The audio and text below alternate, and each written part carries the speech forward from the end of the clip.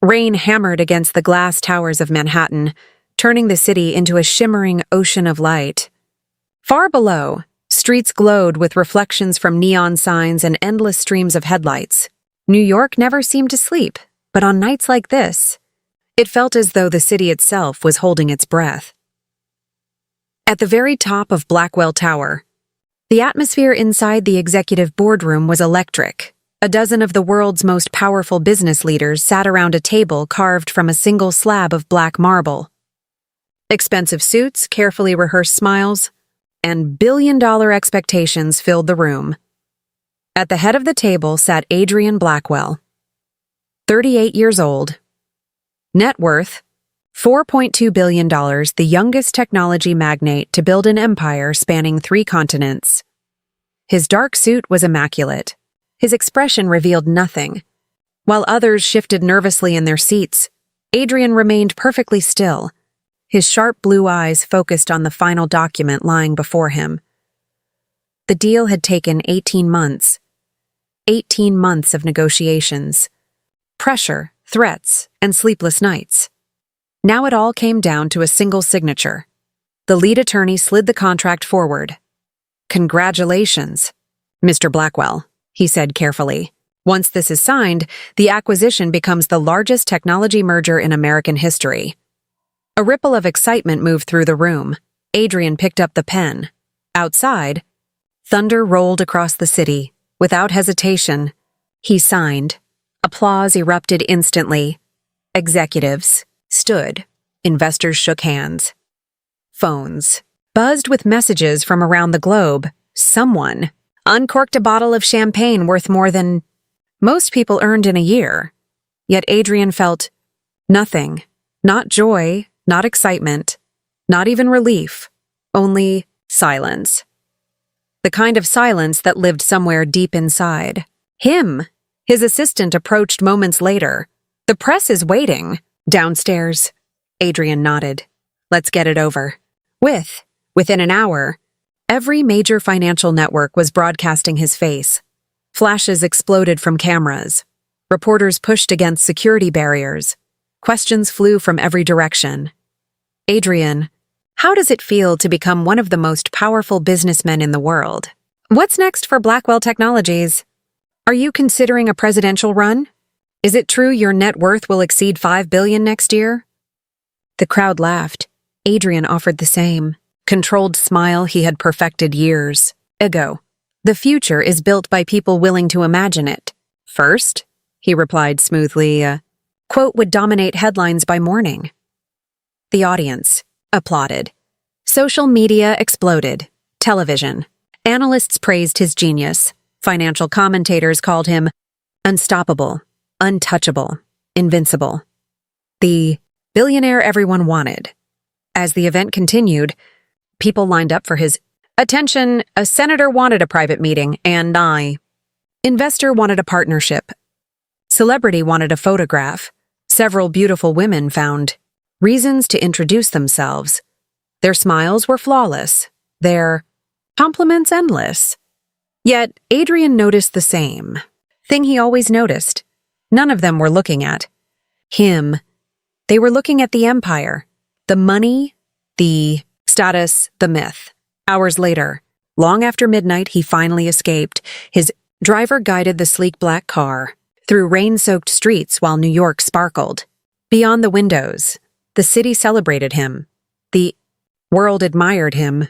But as Adrian leaned back in the darkness, exhaustion settled heavily on his shoulders. The penthouse occupied the top 3 floors of one of Manhattan's most exclusive buildings, private. Elevators, private security, private, everything. The doors opened. Silence greeted him. No family, no friends, no laughter, only darkness. He loosened his tie and walked slowly through. Rooms larger than most houses, floor to ceiling. Windows displayed a breathtaking view of the city. The living room contained museum-worthy art. The kitchen gleamed with imported marble. Every object had been chosen with perfection in mind. Yet the place felt less like a home and more like an expensive museum where nobody lived. Adrian poured himself a glass of water and wandered toward a quiet corner rarely visited by guests. There, hidden from the glamorous parts of his life, stood a small wooden cabinet. Unlike everything else in the penthouse, it wasn't valuable. The wood was scratched, the edges worn. The cabinet looked completely out of place. Slowly, Adrian opened it. Inside were photographs. Old photographs. Real photographs. Not magazine covers. Not business awards. Not headlines celebrating success. These were from another life. A little boy stood smiling beside a woman with tired eyes. Another showed a tiny apartment with peeling paint. One picture captured a birthday cake with only a single candle. Another showed a young Adrian, sitting alone on a playground bench. He picked up the oldest photograph carefully. His mother. She had worked 2 jobs. Just to keep food on the table, she died before seeing any of his success. Before the billions. Before the skyscrapers. Before the world learned his name. For a long moment, Adrian stared at her smile. The city lights reflected softly against the glass frame. A painful ache spread through his chest. Tonight, he had achieved something people would remember for decades. News, networks were celebrating. Investors were cheering. The world wanted to be him. Yet there was nobody he could call. Nobody waiting to share the victory. Nobody who truly knew him. He set the photograph back into the cabinet. Thunder echoed outside once more. Billionaire everyone wanted stood alone in a penthouse worth millions of dollars, surrounded by everything money could buy. And for the first time that night, the truth became impossible to ignore. Adrian Blackwell had conquered industries, had conquered markets. He had conquered nearly every challenge life had thrown at him. But as he gazed across the glittering skyline of New York, one realization settled heavily into his heart.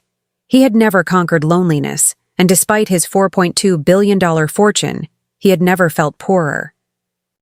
Morning arrived wrapped in a blanket of gray clouds. The storm had passed, but New York still looked damp and restless beneath the early light. From the 83rd floor of Blackwell Tower, the city stretched endlessly in every direction, a kingdom of steel and glass awakening for another day. Adrian had not slept. He stood beside the massive windows of his office, a cup of untouched coffee cooling on his desk. Below him, thousands of people hurried through their routines. They carried briefcases, chased taxis, answered phone calls, and worried about problems he could solve with a single signature. Yet watching them stirred an emotion he rarely admitted. Envy. Not for their money, for their lives. The thought vanished when his office doors opened. His assistant, Victoria Hayes, entered carrying a tablet and a stack of reports. "Good morning." Adrian glanced at the clock. "Is it?" Victoria almost smiled. "Depends on how much you enjoy success." Placed the tablet on his desk. "The merger is dominating every headline, Adrian." Sat down, Victoria began reading. The king of technology expands his empire. Another swipe. America's most eligible billionaire. Another. How Adrian Blackwell built a $4.2 billion fortune. He leaned back in his chair. "Anything useful?" Victoria laughed softly. "Apparently, the world is more interested in your dating life than the economy."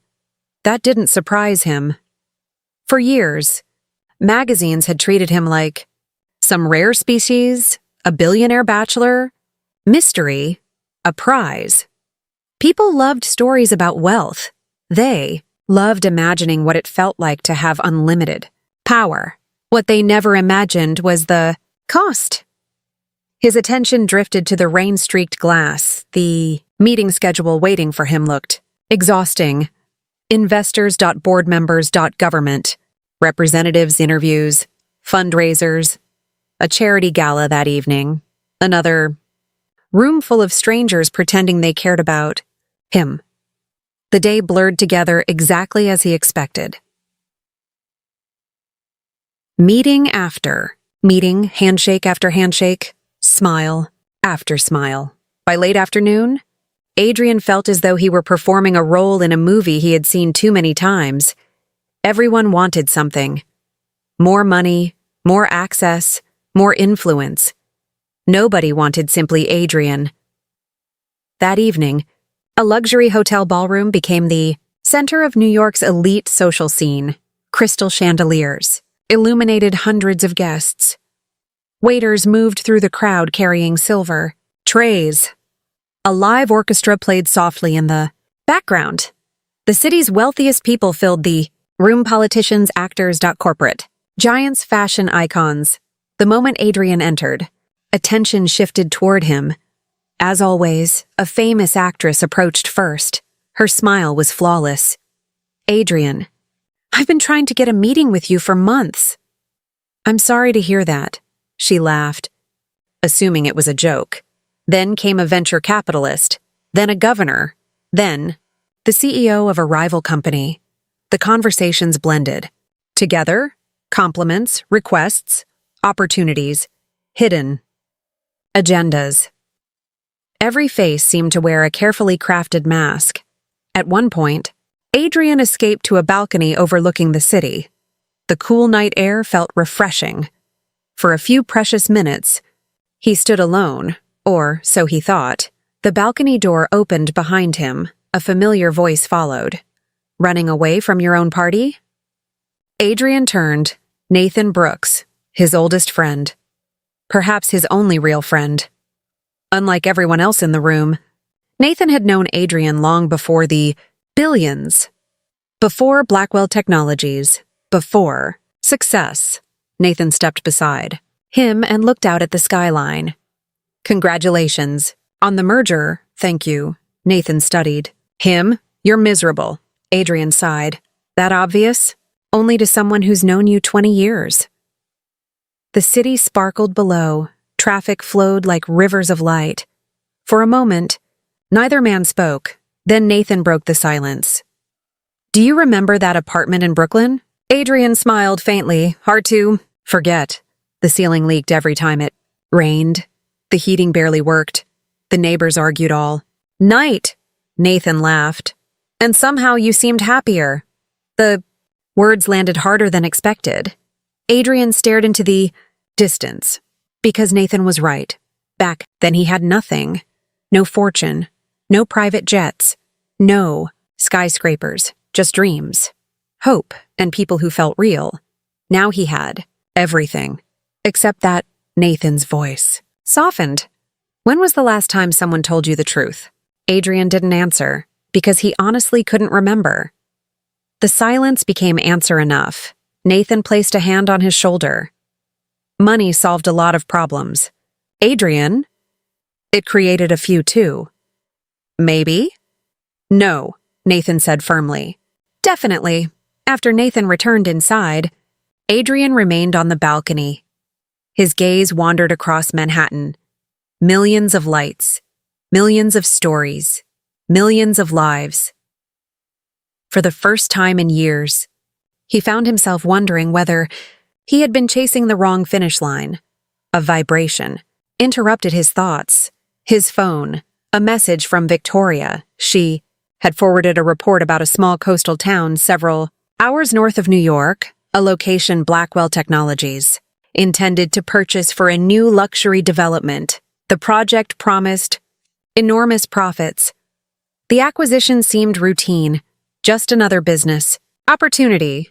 Another number, another deal. Adrian opened the attached photographs. A quiet shoreline. Small family-owned businesses. A modest community library. Children playing near a weathered boardwalk. Something about the images felt strangely different from the world surrounding him. Simple, peaceful, real. He looked at them longer than necessary. Then he locked his phone and slipped it into his pocket. Inside the ballroom, applause suddenly erupted as someone announced another award in his honor. Guests were probably searching for him again. The billionaire. The success story. The man everyone wanted. Yet standing alone beneath the stars, Adrian felt a strange pull toward that tiny coastal town. He couldn't explain why. He certainly couldn't know that somewhere in that quiet community lived a woman who would soon look directly into his eyes, completely unimpressed by his billions. And for the first time in his life, that would change everything. 3 days later, Adrian Blackwell stood aboard his private helicopter as it cut through a clear blue sky. Below him, New York gradually disappeared into the distance. Skyscrapers gave way to forests, highways became winding roads. The endless noise of the city faded into something quieter, something unfamiliar. Across from him sat Victoria, reviewing documents on her tablet. "The town council meeting begins at 11, she said. "The mayor is enthusiastic about the project. Of course he is. The resort would bring hundreds of jobs and millions in investment." Victoria nodded. "Most people would welcome you with open arms." Most people, for some reason, that phrase lingered in Adrian's mind. The helicopter descended toward the coastline. As the ocean came into view, sunlight danced across the water like scattered diamonds. The town appeared moments later. Small, peaceful, almost forgotten by the modern world. Colorful shops lined the main. Street fishing boats rocked gently in the harbor. Families walked along sidewalks without rushing. Nobody stared at a screen. Nobody seemed desperate to get somewhere else.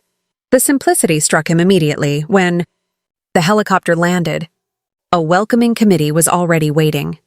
The mayor, several business leaders, local officials. Every smile seemed carefully prepared, every handshake slightly too eager. "Mr. Blackwell," the mayor exclaimed. "Welcome to Harbor Point." Adrian shook his hand. "It's good to be here." The mayor practically glowed. "We're honored." Truly honored. The word honored appeared several more times during the drive through town. By lunchtime, Adrian had already heard how transformative the project would be, how historic, how exciting, how profitable. The conversations felt familiar, predictable, safe. By mid-afternoon, he finally escaped. While Victoria attended meetings with local planners, Adrian chose to walk through town alone. No security, no assistance, no cameras. The salty ocean breeze carried the scent of sea air and fresh bread from nearby bakeries. For once, nobody recognized him, or if they did, they didn't seem particularly interested. It was oddly refreshing. He wandered past flower shops, bookstores, and small cafes. People greeted one another by name. Children rode bicycles down quiet streets. An elderly couple sat on a bench feeding seagulls. The scene felt almost unreal, like a memory from another lifetime. Eventually, Adrian found himself standing outside a small brick building near the center of town. Above the entrance hung a simple sign, Harbor Point Community Library. He wasn't sure why he went inside. Perhaps because it was quiet. Perhaps because he hadn't entered a library in years. Or perhaps because something deeper drew him there. The moment he stepped through the doors, a sense of calm washed over him. Sunlight filtered through tall windows. Rows of books stretched across polished wooden floors. The smell of paper and old stories filled the air. For a few moments, nobody noticed him. Then a warm female voice echoed from somewhere nearby. "Okay, everyone. One page at a time." Adrian turned. Near a reading corner, several children sat in a semicircle listening attentively. At the center sat a woman. She couldn't have been older than 30. Dark brown hair fell loosely around her shoulders. Her smile was effortless. Not practiced. Not strategic. Real. The children hung on every word she spoke. As she read from a storybook, their eyes widened with wonder. Adrian found himself watching. Longer than he intended. The woman finally looked up. Their eyes met briefly. For a moment, she seemed puzzled by the unfamiliar visitor. Then she offered a polite smile before returning her attention to the children. No recognition. No excitement. No reaction whatsoever. Adrian almost laughed. That alone made her different from nearly everyone he knew. A few minutes later, the reading session ended. The children rushed toward the exits, carrying borrowed books and excited conversations. The woman began organizing materials. As Adrian browsed a nearby shelf, she approached. "Can I help you find something?" Her tone was friendly but casual. The same tone she would use with anyone else. "I was just looking around." "First visit?" "Is it that obvious?" She smiled. "A little." For reasons he couldn't explain, Adrian smiled back. That rarely happened. "You work here?" he asked. "I do." She extended her hand. "I'm Emma Carter." Adrian shook it. Her grip was firm, confident, not the slightest bit intimidated. "Adrian," no dramatic reaction followed. No widening eyes. No shocked expression. Nothing. Emma simply nodded. "Nice to meet you, Adrian." The conversation paused. He waited. Surely she would recognize the name. Most people did. But she didn't. Or perhaps she didn't care. Either possibility fascinated him. "What brings you to Harbor Point?" she asked. "Business." "Good business or bad business?" Adrian raised an eyebrow. "There's a difference?" "Usually." Her answer came so naturally that he laughed. A genuine laugh. The kind he hadn't experienced in months. Emma seemed surprised by it, as though she hadn't expected him to have a sense of humor. "Well," Adrian said, "I suppose that depends on who you ask." Fair answer. For several moments, they stood among the shelves talking. About books. About the town. About nothing important. Yet somehow it felt more meaningful than most conversations he'd had all year. Then Emma glanced at the clock. "I should get back to work." "Of course." She started walking away before stopping. "By the way," Adrian looked up, "if your business involves turning this town into another luxury playground for rich people." A playful smile appeared on her face. "I'm probably going to dislike you." Before he could respond, she disappeared around a corner. Adrian stood frozen. Then, unexpectedly, he laughed again. Nobody spoke to him that way. Nobody. Not investors. Not politicians. Not reporters. Certainly not strangers. Yet Emma had done it effortlessly. Without fear. Without calculation. Without caring who he was. For the first time in a very long while, someone had spoken to Adrian Blackwell as though he were simply another person. And as he walked out of the library into the afternoon sunlight, he realized something unsettling. The most interesting person he had met in years didn't know, or didn't care, that he was worth $4.2 billion, and somehow that made him want to see her again. The thought followed Adrian long after he left the library. As he walked through Harbor Point's quiet streets, Emma Carter remained firmly planted in his mind. Not because she was beautiful, though she undeniably was. Not because she was charming. Not because she had impressed him. It was because she hadn't. Everyone else seemed to orbit his wealth like planets around a sun. Emma had looked directly at him and seen nothing extraordinary, just a man standing in a library. The realization felt strangely refreshing and dangerously intriguing. That evening, Harbor Point's town council gathered inside a historic meeting hall overlooking the harbor. Rows of wooden chairs filled with residents.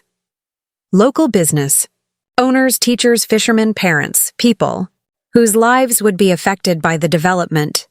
Project Adrian sat beside the mayor near the front. The atmosphere felt different from corporate boardrooms, less polished, more honest. The mayor opened the meeting with an enthusiastic presentation. Projected images displayed luxury, hotels, private villas, upscale restaurants, expanded marinas. The key. Projected profits were enormous. Several council members nodded approvingly. Some residents applauded. Others remained silent. Then came the public comment session. One by one, townspeople approached the microphone. Some praised the project. Others worried about rising costs and disappearing traditions. The debate remained respectful until Emma Carter stood. Adrian immediately recognized her. She walked confidently toward the microphone. No hesitation, no nervousness. The room quieted. Good evening, she began. Her voice carried naturally through the hall. I understand the benefits being presented tonight. She glanced toward the development plans. I understand jobs matter. Investment matters, several. People nodded, then her tone shifted. But communities matter too. The room grew. Still, Emma continued, my concern isn't what Harbor Point gains. She paused. It's what Harbor Point loses. Adrian watched carefully. Every word sounded sincere, every emotion genuine. This town isn't valuable because of luxury resorts. Her gaze moved across the audience. It's valuable because people know one another, a few residents murmured. Agreement. Children grow up here feeling safe. She gestured toward the harbor. Families have lived here for generations. Then, she looked directly at Adrian. The eye contact lasted only a second, yet somehow it felt much longer. If development comes, Emma said calmly, I hope the people making decisions remember they're investing in lives, not just property. Silence followed. Then applause erupted from several sections of the room. Not everyone agreed, but everyone listened.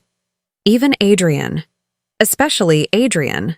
The meeting continued for another hour. By the time it ended, darkness had settled across the coastline. Residents slowly filtered outside. Conversations echoed through the parking lot. Adrian found himself scanning the crowd, searching. Eventually, he spotted Emma walking toward the harbor. Without fully understanding why, he followed. The waterfront was peaceful at night. Fishing boats rocked gently against their moorings. Streetlights cast golden reflections across the water. Emma stood near a railing overlooking the ocean. She noticed Adrian approaching. Shouldn't you be celebrating your project? She asked. I'm not sure it's my project. Yet. Emma folded her arms. Most billionaires don't wait for permission. Most billionaires aren't standing here. That earned a small smile. Fair point. For a moment, neither spoke. The waves filled the silence. Finally, Adrian broke it. You made some good arguments tonight. Emma looked genuinely surprised. You're agreeing with me? Partially. She laughed softly. I'll take partially. The sound made something unexpectedly warm stir inside him. It had been years since a simple laugh affected him. You really believe development will hurt the town? He asked. I believe change always costs something. Leaned against the railing. The question is whether people are willing to pay the price. Adrian studied her. Most people he met spoke carefully around him. Emma spoke honestly, even when disagreement was involved. Maybe especially. Then, what about opportunity? He asked. Doesn't growth matter? Of course. Her expression softened. But growth should help people. She pointed toward the town. Not replace them. The answer lingered between them. For reasons Adrian couldn't explain, he found himself respecting her more with every conversation. Most people challenged him because they wanted something. Emma challenged him because she believed something. There was a difference. Significant one. A cool breeze swept across the harbor. Emma brushed loose strands of hair from her face. Can I ask you something? Sure. What do you actually want? The question caught him off guard. What do you mean? I mean you. Her eyes held his steadily. Not your company. Not your investors. She shrugged. What do you want? Adrian opened his mouth, then stopped. Because he honestly didn't know. For years, every goal had been clear. Build the company, expand the empire, increase the valuation. Win, always win. But beyond that, the answer felt strangely empty. Emma seemed to notice. Her expression softened further. That's what I thought. The comment should have irritated him. Instead, it unsettled him. Because she was right. For the first time in a long time, someone had asked a question money couldn't answer. The harbor lights shimmered across the water. The town rested quietly behind them. And Adrian found himself speaking more honestly than intended. When I was younger, I thought success would fix everything. Emma listened without interrupting. I thought if I worked hard enough, earned enough, achieved enough. He exhaled slowly. Eventually, I'd feel different. What happened? Adrian stared toward the horizon. I kept moving the finish line. For a long moment, neither spoke. Then Emma said quietly, That sounds exhausting. No judgment. No criticism. Just understanding. Somehow that felt even more powerful. The silence that followed wasn't uncomfortable. It was peaceful. A rarity in Adrian's life. Eventually, Emma checked her watch. I should go. Disappointment flashed through him before he could hide it. She smiled. Good night, Adrian. Good night, Emma. She turned and began walking toward town. After several steps, she looked back. Oh, and one more thing. What? A playful spark appeared in her eyes. If you're planning to buy this town... She pointed toward the ocean. You should know the view is already taken. Before he could reply, she walked away, leaving Adrian alone by the harbor. Yet somehow he didn't feel quite as alone as before. As he watched her disappear into the distance, one truth became impossible to ignore. He had arrived in Harbor Point expecting another business deal, another acquisition, another victory. Instead, he had found something infinitely more dangerous. A woman who challenged him, a woman who questioned him, a woman who saw straight through the billionaire the world admired. And for the first time in years, Adrian realized he was looking forward to tomorrow more than any board meeting, merger, or billion-dollar opportunity, because tomorrow meant he might see Emma Carter again. The next morning arrived bright and clear. The storm clouds that had dominated the week were gone, leaving Harbor Point bathed in golden sunlight. Fishing boats drifted lazily across the harbor, and gulls circled overhead as the town eased into another peaceful day Adrian should have been preparing for meetings. His calendar was packed, developers expected, updates investors wanted, projections. Lawyers were waiting for decisions. Instead, he found himself standing outside the Harbor Point community library carrying a cup of coffee he wasn't particularly interested in drinking. The realization would have been amusing if it weren't so ridiculous. A man who managed a multi-billion-dollar empire had rearranged his morning because he hoped to accidentally see a librarian. Before he could question his own judgment further, the library doors opened. Emma stepped outside carrying a box filled with books. She nearly collided with him. Well, she said, raising an eyebrow, either Harbor Point suddenly became very interesting, or you're avoiding your meetings. Adrian smiled. Maybe both. Emma laughed. There was that laugh again. Simple, unforced, dangerously effective. Need help? He asked, gesturing toward the box. I've managed so far. I'm sure you have. She studied him for a moment, then handed him the box. Fine. Together. They walked down the sidewalk. The box was heavier than expected. What are these? Books. Thank you for clarifying. Emma rolled her eyes. Books for the children's reading program. That sounds important. It is. The seriousness in her voice surprised him. She wasn't treating it as a hobby. This mattered to her. Lot.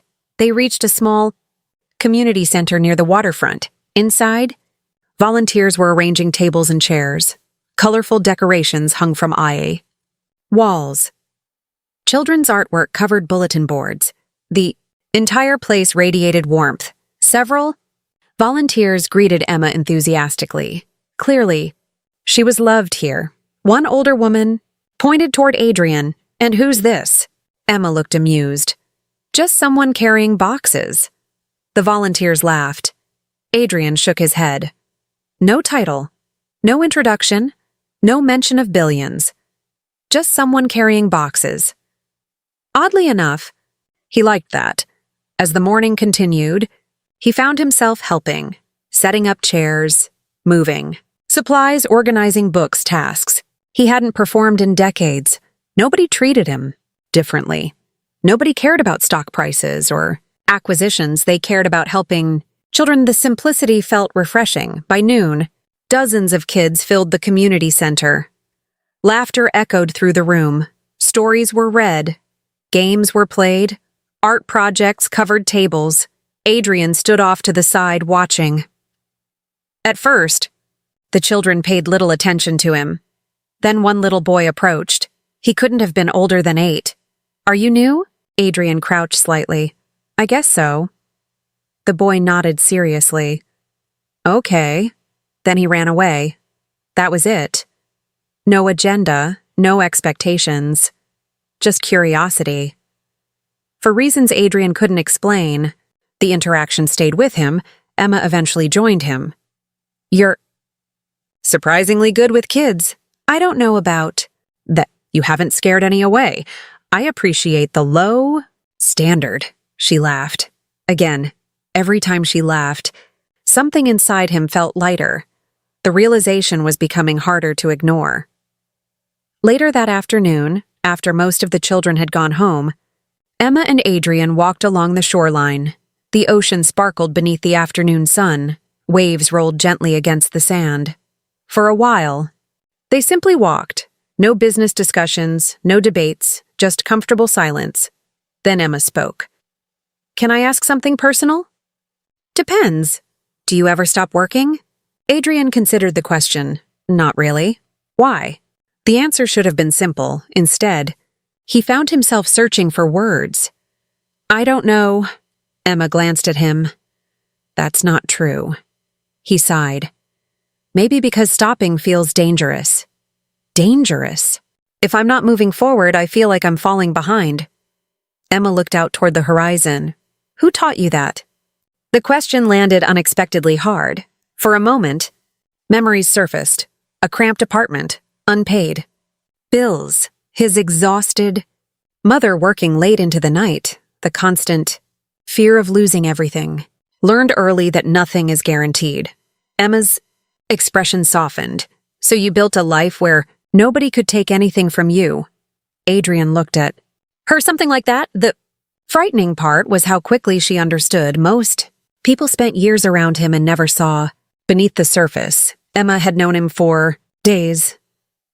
Yet somehow she kept finding the truths he tried hardest to hide. They reached the end of the boardwalk. The wind carried the scent of salt and seagrass. Nearby, a group of children chased one another through the sand. Their laughter drifted across the beach. Emma watched them fondly. "I love this town, I can tell. I worry about it." Adrian nodded. "Because of the project?" "Partly." She hesitated. "Places like this disappear. What do you mean?" "They get replaced." Her voice grew quieter. "Everything becomes bigger, richer, faster." She looked toward the harbor. "And eventually nobody remembers what made the place special." For a long moment, Adrian said nothing, because he wasn't sure she was wrong.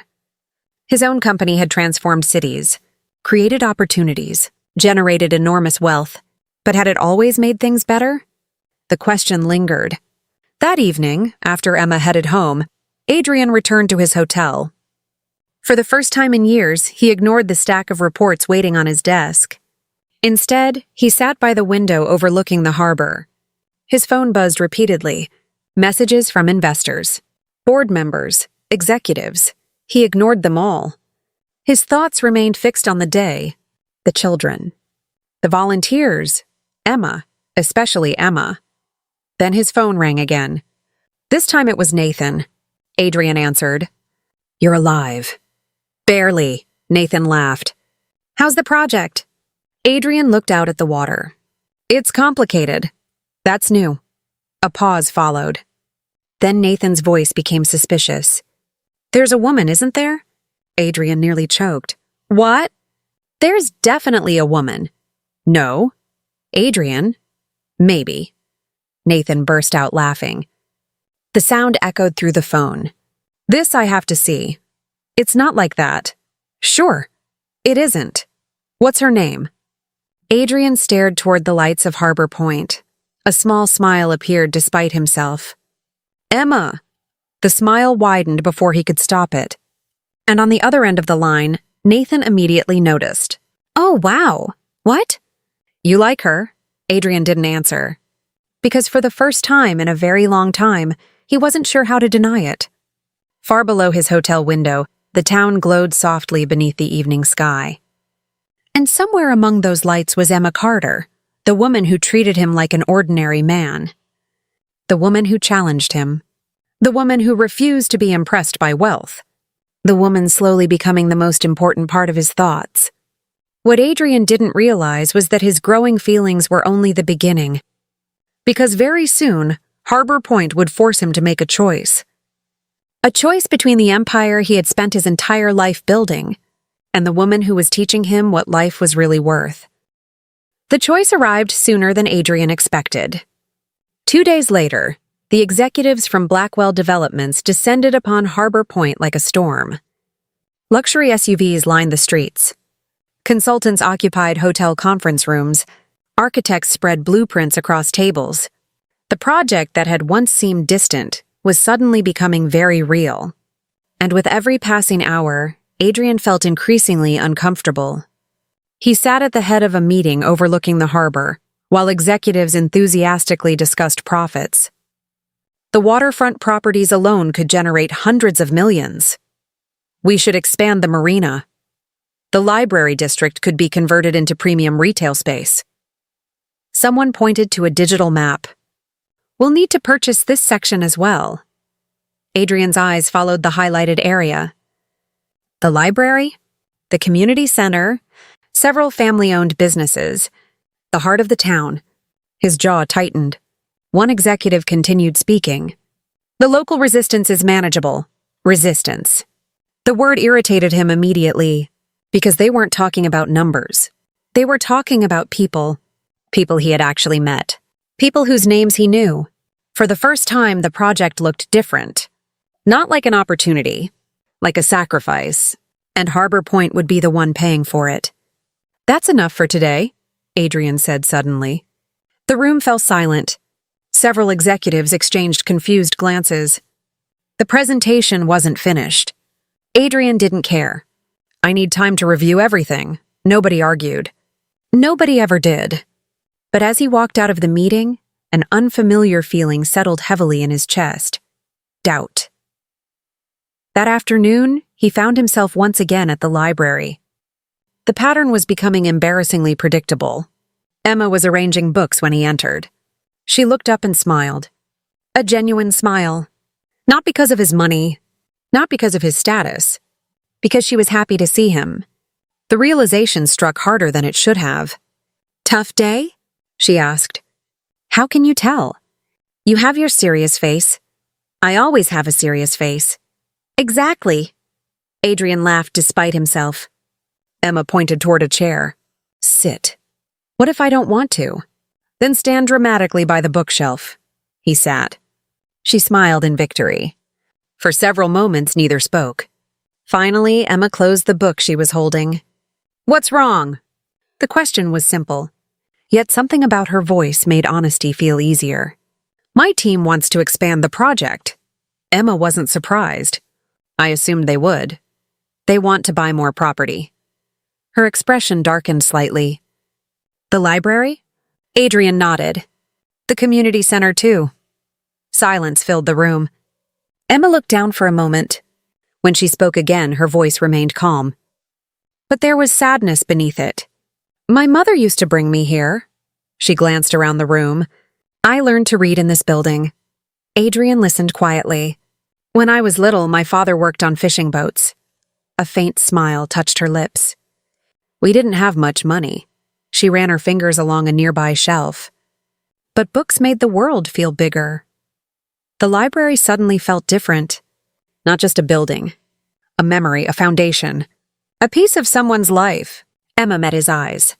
Places matter, Adrian. The words lingered. Because she wasn't really talking about buildings anymore. She was talking about belonging. About identity. About home. And Adrian understood. Perhaps more than she realized. His own childhood home had vanished years ago. Demolished. Replaced. The apartment building where he had spent his earliest years no longer existed. Only photographs remained. Maybe that was why this conversation affected him so deeply. For the first time, he understood what Harbor Point stood to lose. That evening, Emma invited him to a community dinner held near the harbor. To his own surprise, Adrian accepted. Long wooden tables stretched across the waterfront. Families gathered together. Children ran between chairs. Music drifted through the evening air. The entire town seemed present. Nobody cared about wealth. Nobody discussed stock prices. People shared food, stories, laughter, life. Adrian sat beside Emma as the sun slowly disappeared beneath the horizon. A fisherman told stories about storms he'd survived. An elderly woman described growing up in Harbor Point 70 years earlier. Teenagers played guitars near a fire pit. The atmosphere felt warm, authentic, human, something he rarely experienced. At one point, Emma stood to help serve food. A little girl immediately grabbed her hand. Then another. Then another. Within seconds, 3 children were following her around like ducklings. Adrian watched the scene unfold. The children adored her. Not because she was rich. Not because she was powerful. Because she cared.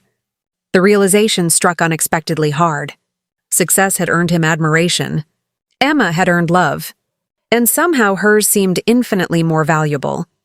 Later that night, after most of the town had gone home, Adrian and Emma remained by the harbor. The moon reflected across calm water. The air was cool, peaceful. "You were quiet tonight," Emma said. "I was listening. That's new. I listen sometimes." She laughed softly. "Not according to your reputation." Adrian leaned against the railing. "My reputation says a lot of things. And are any of them true?" He thought about it. "Some." Emma studied him carefully. "What about the one that says you're ruthless?" The question hung between them. Most people would never ask something so direct. Emma always did. "I used to think being ruthless was necessary. And now?" Adrian looked toward the ocean. "I don't know anymore." The answer surprised even him. Because it was true. Harbor Point was changing him. Emma was changing him, slowly, relentlessly, in ways he hadn't expected. For a moment, neither spoke. The waves whispered against the docks. Somewhere in the distance, a boat horn echoed through the darkness. Then Emma said something so quietly he almost missed it. "I think you're trying very hard not to be the person everyone thinks you are." Adrian turned toward her. Their eyes met. The world seemed to grow still. Neither looked away. Not immediately. Not this time. Something shifted in that moment. Something neither of them could fully explain. The air suddenly felt charged. The distance between them felt smaller. The silence deeper, more meaningful. Then footsteps approached from behind. The moment broke. A town resident called Emma's name. She stepped back slightly. Reality returned. But the feeling remained. As Emma walked away to answer the call, Adrian remained by the water. His heart was beating faster than it should have. And for the first time in years, a truth became impossible to deny. He wasn't simply fascinated by Emma Carter anymore. He wasn't merely curious about her. He wasn't even just attracted to her. Somewhere between the library, the shoreline, the children's laughter, and the countless conversations that had stripped away his carefully built walls, Adrian Blackwell had started falling in love.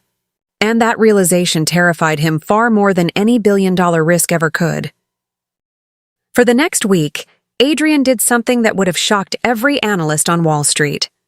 He stopped thinking like a billionaire.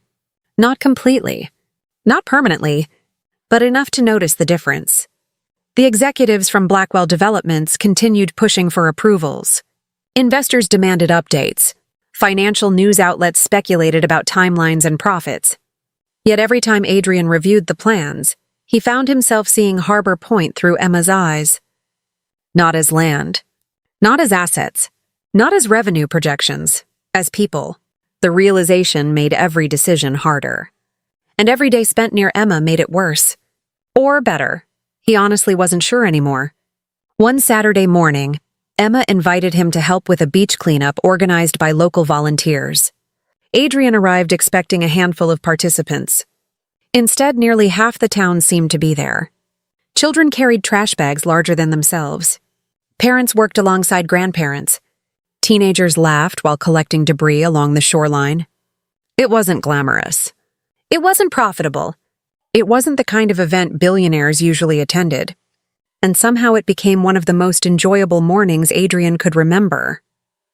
At one point, he found himself knee-deep in sand beside a group of children who had turned collecting litter into a competition. One little boy pointed at him dramatically. "He's losing." "I'm not losing. You only found 3 bottles." Adrian held up a 4th. The boy crossed his arms. "Still losing." Emma, standing nearby, burst into laughter. "Sorry, Adrian. You're encouraging this." "Absolutely." The children cheered. For the next hour, Adrian became the target of relentless teasing from kids less than half his height. Oddly enough, he loved every minute of it, because none of it was fake. No one wanted anything from him. No one cared about his net worth. They simply enjoyed his company. The feeling was unfamiliar and precious. That afternoon, after the cleanup ended, Emma suggested walking along a trail overlooking the ocean. The path wound through grassy cliffs and wildflowers. Below them, waves crashed against rocks hundreds of feet beneath. The view was breathtaking. For a while, they walked in comfortable silence. It had become their favorite kind of conversation. Eventually, Emma stopped near a wooden overlook. The wind lifted strands of her hair as she gazed toward the horizon. "Beautiful, isn't it?" Adrian looked at her before looking at the ocean. "Yeah," Emma caught the glance. A faint blush touched her cheeks. Neither commented on it, but both noticed. The moment lingered, dangerously. Then Emma sat on a weathered bench. Adrian joined her. "What were you like as a kid?" she asked. The question made him smile. "No one's asked me that in years." "That's not an answer." He leaned back. "I worked constantly." "At 10 years old?" "Pretty much," Emma laughed. "That's tragic. Thank you. I'm serious." She nudged his shoulder playfully. "Kids are supposed to climb trees and break rules. I was busy trying not to be poor." The humor faded slightly. Emma looked at him. Not with pity, with understanding. That must have been hard. The simple acknowledgement hit harder than sympathy ever could. Adrian stared out at the water. "My mother worked herself to exhaustion." His voice grew quieter. "I remember watching her choose between paying bills and buying groceries." Emma listened carefully. "I promised myself we'd never live like that again." For several moments, neither spoke. The wind carried the scent of salt water around them. Then Emma said softly, "You kept that promise." "Maybe too well." The answer surprised both of them, because deep down, Adrian knew it was true. Somewhere along the way, survival had become obsession. Success had become identity, and identity had become a prison. Emma's voice interrupted his thoughts. "You know what I think?" "What?" "I think 12-year-old Adrian would be proud of you." He looked at her. "But I don't think he'd want you to be lonely." The words landed directly in his chest, because she had somehow found the wound beneath everything else. The one he rarely admitted existed. For a moment, he couldn't speak, Emma noticed, and gently changed the subject. The kindness of that gesture stayed with him for the rest of the day. As evening approached, they returned to town. The streets glowed beneath strings of decorative lights. Restaurants filled with weekend visitors. Music drifted from open doorways. Life felt slower here, more intentional. As they walked, several townspeople greeted Emma warmly. She knew everyone, and everyone seemed to love her. A bakery owner handed her fresh pastries. An elderly couple stopped to ask about a community fundraiser. 3 children raced across the street just to hug her. Watching the interactions, Adrian realized something important. Emma had built something he never had. A community, a life woven together by relationships rather than achievements. No magazine would ever write articles about it. No investor would measure its value. Yet standing there, Adrian couldn't shake the feeling that her success was somehow greater than his. As twilight settled over Harbor Point, they found themselves back at the harbor. Their now familiar place. The place where conversations always seemed to become more honest, more meaningful. The sky blazed orange and gold as the sun descended toward the horizon. Emma rested her arms on the railing. "You've changed," Adrian blinked. "Since when?" "Since you arrived," he smiled. "That obvious?" "Very." "And is that a good thing?" Emma looked at him for a long moment.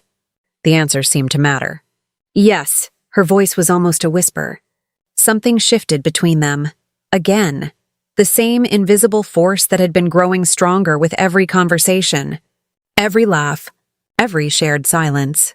The distance between them felt smaller than ever. Neither moved away. Neither looked elsewhere. The world around them seemed to fade. The harbor. The boats. The sunset. Everything blurred into the background. Only Emma remained clear. Only Adrian. For one impossible moment, it felt as though they were the only two people in existence. Then Emma smiled. A soft, beautiful smile that reached her eyes. And Adrian felt something inside him surrender completely. Not his company. Not his fortune. Not his ambitions. His heart. The realization arrived with absolute certainty. He loved her. There was no denying it anymore. No rationalizing it. No escaping it. Adrian Blackwell, the billionaire who had spent years building an empire worth $4.2 billion, had fallen hopelessly in love with a woman who cared more about libraries than luxury resorts. A woman who had never once been impressed by his wealth. A woman who saw him more clearly than anyone else ever had. And as the final rays of sunlight disappeared beyond the horizon, Adrian made a silent decision. Soon he would tell her.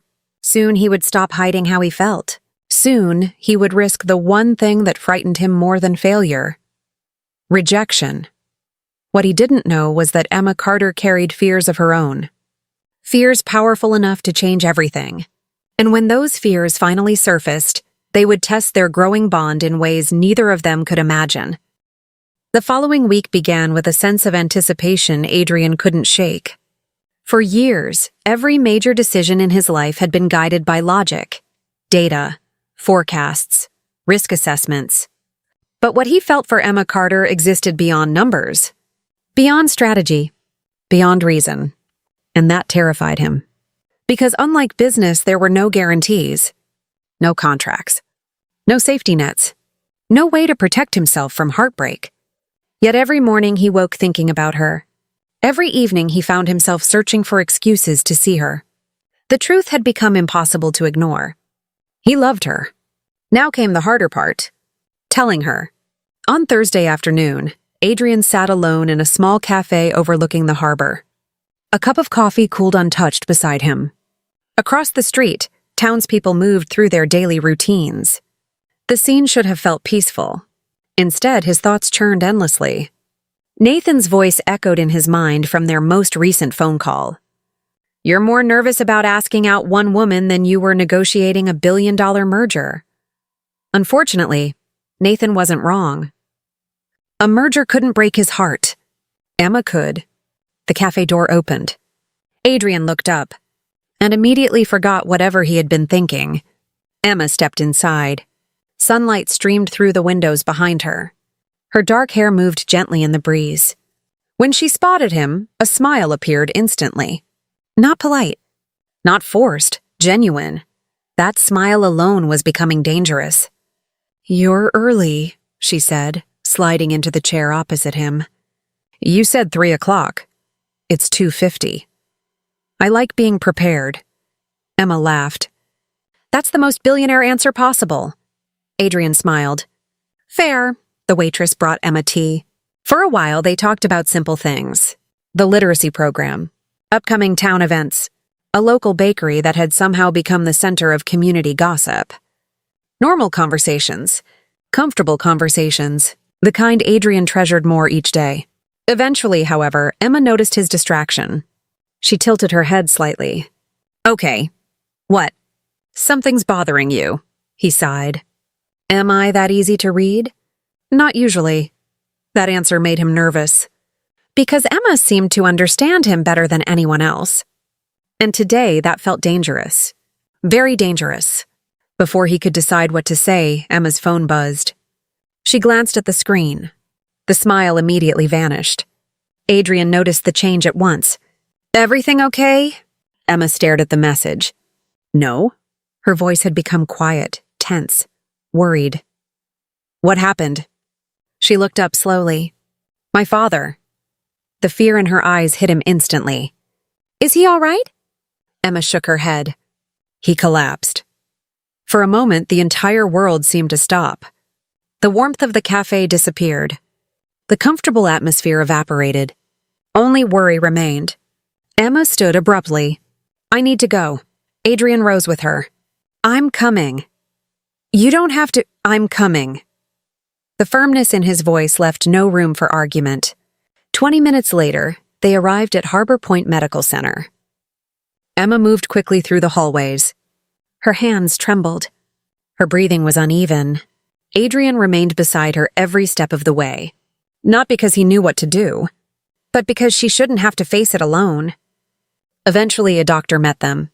The conversation lasted only a few minutes. Yet it felt much longer. When it ended, relief washed across Emma's face. Her father would recover. The collapse had been serious but not life-threatening. Additional tests would be needed. Rest would be essential. But he was going to be okay. The moment the doctor left, Emma's composure finally cracked. Not dramatically, not publicly. Just enough. She sat heavily in a waiting room chair. The fear she'd been carrying all afternoon suddenly overwhelmed her. Adrian sat beside her. Neither spoke. Words weren't necessary. For several minutes, silence filled the room.